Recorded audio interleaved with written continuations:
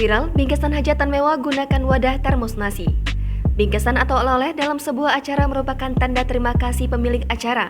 Bingkisan yang biasa diberikan dalam sebuah acara berupa makanan berat, kue, serta makanan ringan. Namun, berbeda dari video yang viral di media sosial berikut ini. Video yang diunggah akun Instagram Ruang Santuy pada beberapa waktu lalu. Dalam video, memperlihatkan salah satu pemilik rumah sudah menyiapkan tempat hajatan yang ada di rumahnya.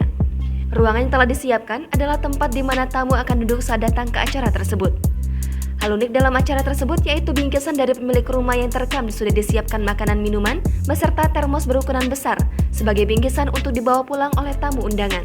Termos warna-warni itu menarik banyak komentar netizen pada postingan tersebut, hingga banyak menuai pertanyaan di kolom komentar postingan tersebut. Beberapa netizen berkomentar bahwa pasti satu daerah sekitar itu akan mempunyai termos nasi yang sama.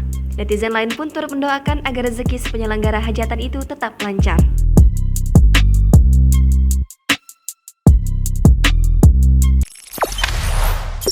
Jangan lupa subscribe, share, komen, dan like ya!